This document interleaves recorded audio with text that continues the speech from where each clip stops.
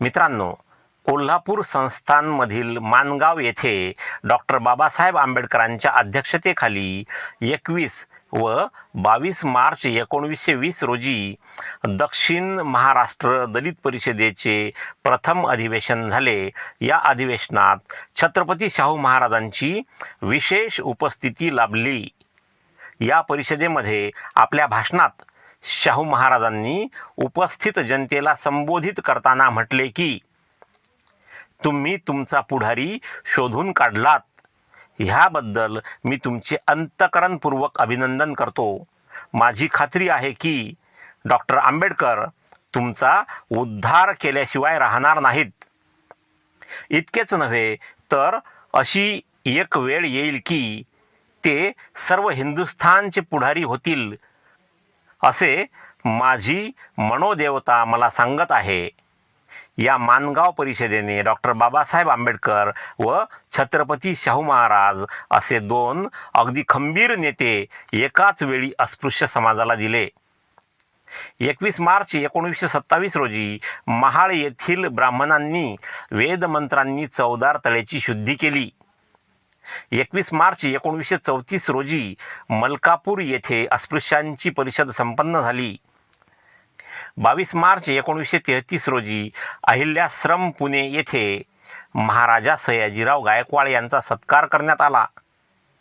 मित्रांनो, रविवारी आणि इतर कोणत्याही सुटीच्या दिवशी काम करण्यासाठी वेतन, भारत सरकार प्रेस, वस्तूंच्या किमतींवर नियंत्रण, कोळशाच्या वितरणाचे नियोजन अशा अनेक महत्त्वाच्या विषयांवर दिनांक 22 मार्च 1944 रोजी डॉक्टर बाबासाहेब आंबेडकरांनी विधानसभेत चर्चा केली.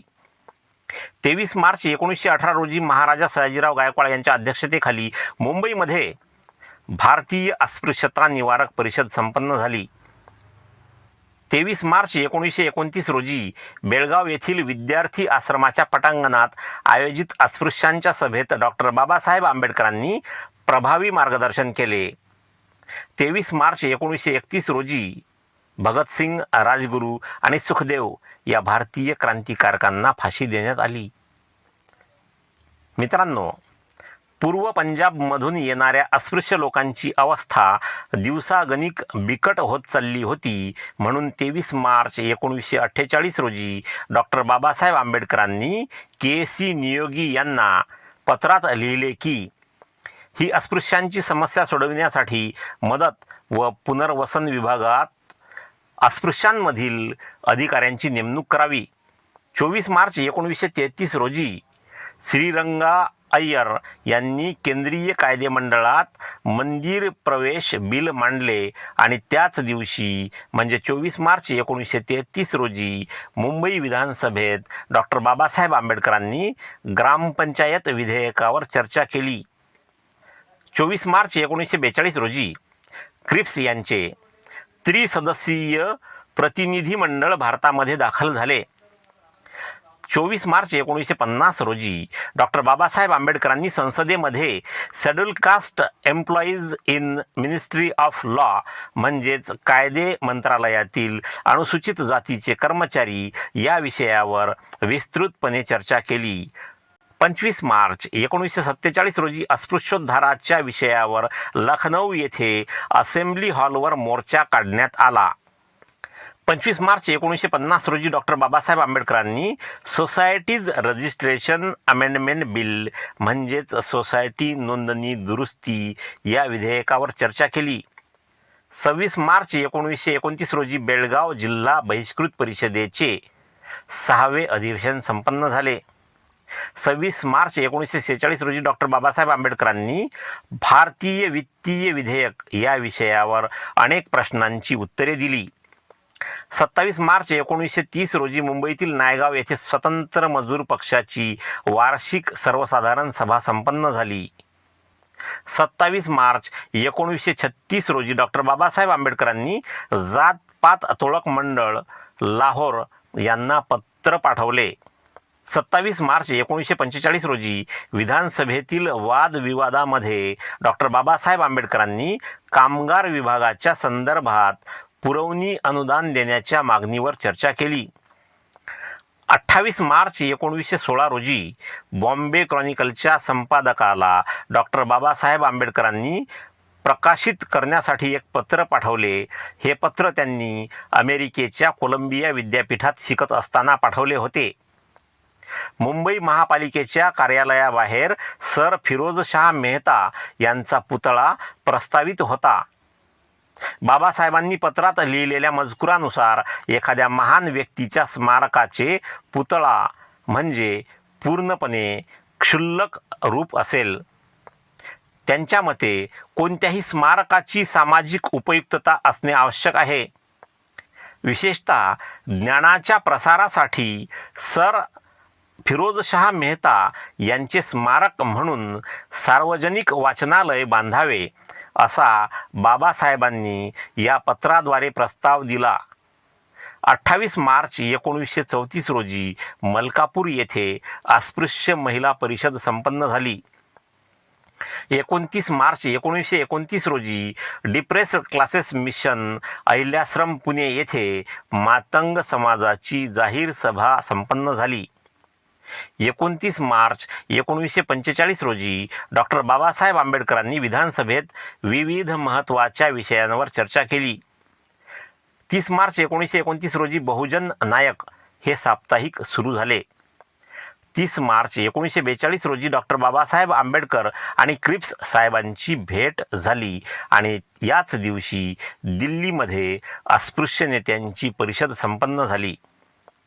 मित्रांनो, भारताचा शेवटचा व्हाईसराय लॉर्ड माउंटबॅटन यांना अस्पृश्यांच्या समस्या समजावून सांगण्याच्या हेतूने डॉक्टर बाबासाहेब आंबेडकरांनी त्यांना मंदिरात जाण्याची विनंती केली आणि या कार्यासाठी बाबासाहेबांनी पुरीचे मंदिर निवडले. 30 मार्च 1947 रोजी लॉर्ड माउंटबॅटन व बाबासाहेब मंदिरात गेले. ब्राह्मणांनी व्हाईसराय माउंटबॅटनच्या मंदिर प्रवेशाला काहीही हरकत घेतली नाही, परंतु त्यांच्या मते बाबासाहेब अस्पृश्य असल्यामुळे त्यांनी बाबासाहेबांना बाहेरच रोखून ठेवले. या घटनेवरून अस्पृश्य समाजाच्या समस्या समजण्यास व्हाईसराय लॉर्ड माउंटबॅटनला किंचितही वेळ लागला नाही. मित्रांनो, डॉक्टर बाबासाहेब आंबेडकरांनी आयुष्यभर सामाजिक समता स्थापन करण्यासाठी भेदभावाविरुद्ध लढा दिला. देशाला स्वातंत्र्य मिळाल्यानंतर जेव्हा देशाचे संविधान लिहिण्याची जबाबदारी त्यांच्यावर आली, त्यावेळी त्यांची भूमिका अत्यंत महत्त्वाची ठरली.